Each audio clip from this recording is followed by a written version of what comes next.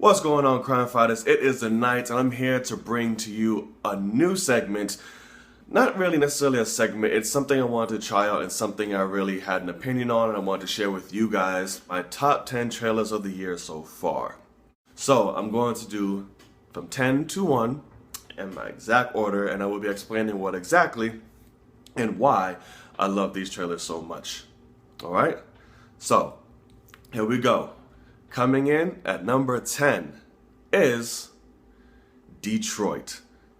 Now, Detroit is more of the recent trailers that we've had so far, and it stars John Boyega as a cop in Detroit during the 1967 riots.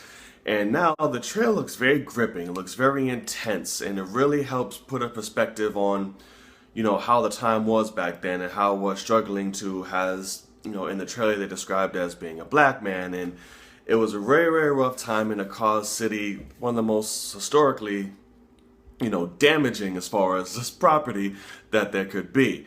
Now I love this because Catherine Bigelow directed this movie, and she is known for her work as far as The Hurt Locker, Point Break, you had Zero Dark 30, and this no doubt looks like one of her new best, if you will, and I can't wait to see what John Boyega brings to this role. So coming in at number 9 is one I'm truly excited for, but it is a little lower on my list just because the overall trailers I felt were a lot better, is War for the Planet of the Apes. This movie looks phenomenal. I love this series so far. It has done nothing but up the ante in every single one. This truly holds one of the places of the greatest trilogies, alongside with The Dark Knight, with Star Wars, and some people would say the Lord of the Rings originals.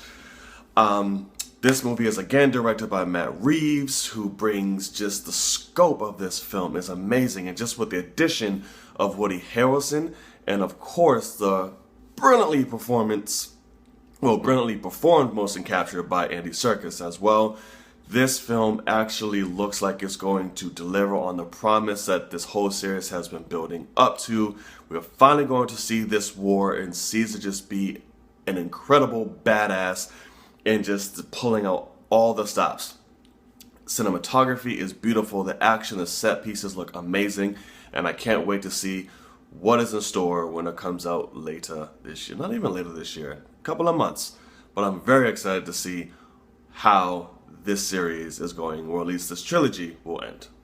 Alright, so coming in at number 8. Now I know I'm probably going to get a lot of hate for this because it's so low, but like I said, the others just stood out a lot more to me. Number 8 is SpiderMan Homecoming. I know, don't execute me, don't send your death threats, and I can't even talk straight because I know y'all are just about to fuck me up. But I still absolutely love this trailer because it gave a more kind of pronounced backstory on the Vulture. It kind of gave more of his motivations because Michael Keaton not only is a badass in life, he's a badass in this movie. So I'm glad we got to dive a little bit more into his character and see his motivation, see why he's kind of going on this vendetta and this rageful vengeance. And of course, we get a lot more of Tony Stark, which I love, absolutely love this line here. This is the line that completely sold me on the trailer. Nothing without this suit. If you're nothing without this suit, then you shouldn't have it. And with that, and just the overall, which seems to be lined up to be the best Spider-Man we have in Tom Holland, just to see a little bit more of his actions, his quips, his back and forth, his banter, his relationship with his friend Ned. It just looks like it's going to be an amazing release and might be up there as one of the best Marvel films to date. One of, but we shall see. We've been wrong before. Alright guys, so coming in at number 7 is one of my all-time favorite franchises, and just keeps getting better and better and better, and is one of the most successful, if not the, at the moment, outside of superhero movies, successful franchise that there is, and it is The Fate of the Furious. Now, this trailer is amazing, and it's amazing because not only does it show you what the series is known for, it's just high-octane, ridiculous, just law and gravity, just nothing even matters. It's just all out madness, fun, and a great time. The addition of who is Tom? Of Dominic Toretto turning to the dark side. And with additional casts like Charlize Theron and Helen Mirren and Jason Statham coming back, this truly looks like it's going to be one of the entry's bests. And from the reviews that's been going on, from what I'm hearing, it is rightfully so to say that. And the trailer just got me amped and excited for it, just showing all the ridiculous action and the set pieces and all the cars just on top of cars, on top of cars, on top of cars, on top of cars. Just let you know you're in for a great time and just shove popcorn down your throat and don't even think about it. And this trailer completely sold me on the franchise in this movie, just like that. So I'm completely in. Can we also not forget that this little act of godly powers also happens in this trailer, and it's phenomenal. Take the wheel. What? This is crazy!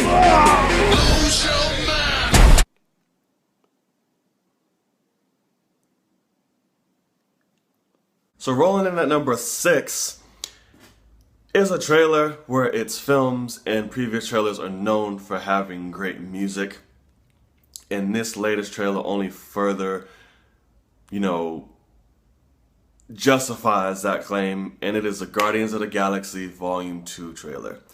This trailer was awesome, and the overrunning soundtrack of Fleetwood Mac just made it that much better.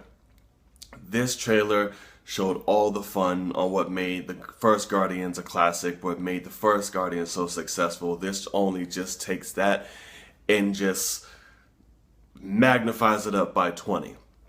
We get to see a baby Groot, and we get to see a lot more kind of comedic chops of Drax, and we get a lot more standalone moments. You get each individual member of the Guardians gets their own time to shine or has a little segment, which makes them unique. And just the beginning, banter between the team where they're getting ready to fight this huge monster. It just really sets the tone for the film. And like I said, the song choice just gives it that joyous, kind of overwhelming, just fun feel that you should have in a Guardians trailer. And it's truly made me happy, and it got me pumped, because you can never go wrong with Fleetwood Mac. I'm your dad, Peter. And you can't forget Kurt Russell. Here we go, people.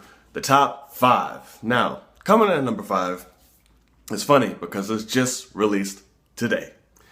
But it made an impact, so it's going on my list.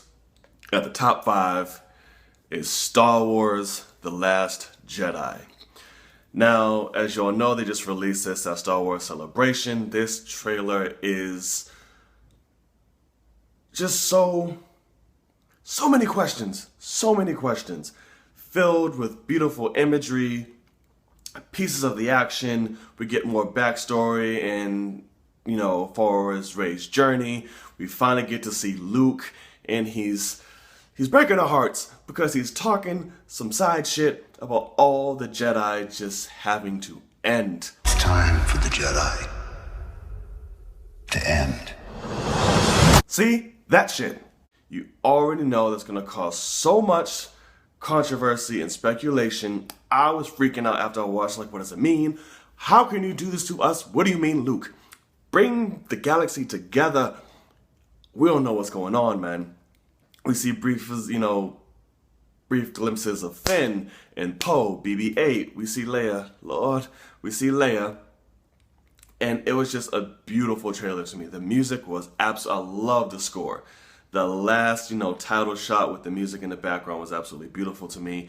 But this trailer just got me anxious to see what more lies ahead and what the hell is going on with Luke.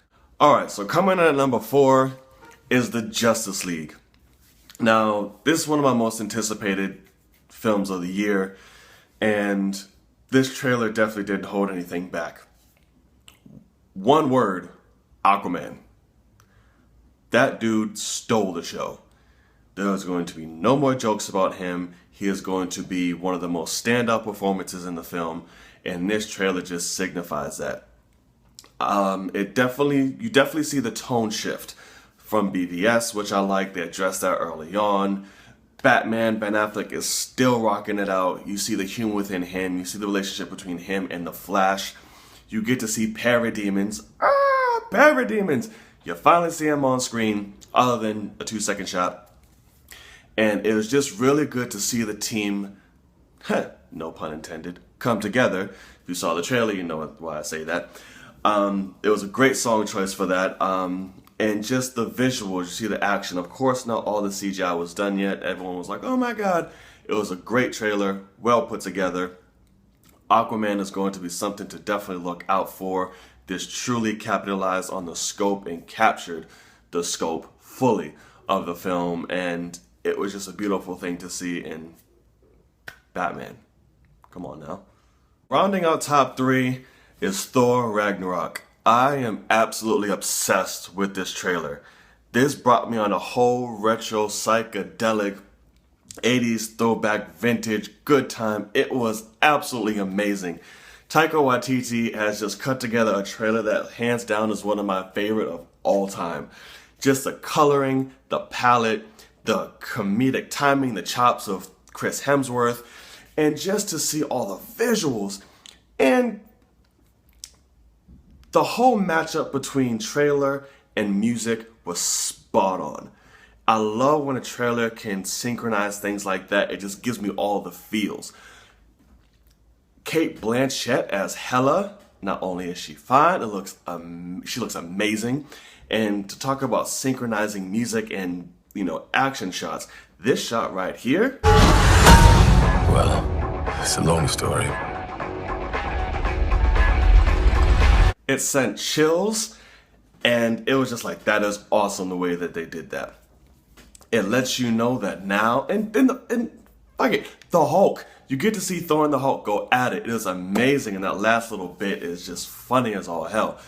And you get to see what's at stake. Everything is truly getting wrecked in this movie. Thor is literally without his hammer. He is down to just bare knuckle. He has to find himself again in order to save Asgard and the universe, whatever the stakes may be. It was just an overall good time, and I love the font and just the overall feel of the music choice with Led Zeppelin. Come on now. What's not to love about this trailer? Alright guys, coming in at number 2 is another trailer that absolutely is hands down one of my favorite of all time. It completely and truly embodies the history of the property, embracing the past, but also recreating it in the future, and that is it. This trailer is creepy as all hell. This is a complete and different change of pace from the original Tim Curry rendition, and it's just creepy as hell, and I love it. It's subtle creepy. It still gives you that nostalgia of the past, of the original, and while creating something new. He looks creepy as hell. The scene where it's supposed to replace the photo album in the original, when they're going through the projector and they're going through the photos, that absolutely was chilling. This shows it's going to be a different take on the film. It's going to be a lot scarier, a lot creepier. Pennywise is going to just be something that will completely fuck with your head, and I love. And it's good to see my boy Mike from Stranger Things.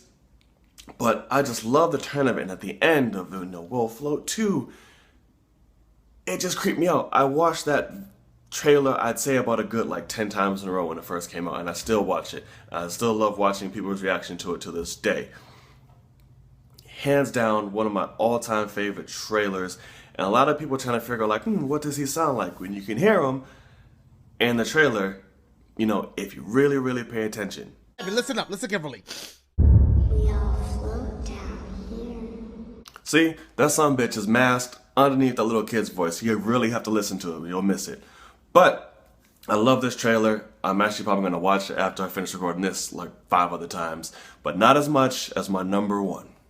And my number 1 trailer for the year so far, and quite possibly of all time, just me, is Logan. I have a very, very, very special place in my heart for this movie. Not only just because it is Hugh Jackman's last, but it's such a beautiful masterpiece of a film. And the trailer, both of them, I'm going to cheat and put both trailers up there. Just truly embodied this last runaround for Hugh Jackman, and just let you know what the tone was, and just set with the music.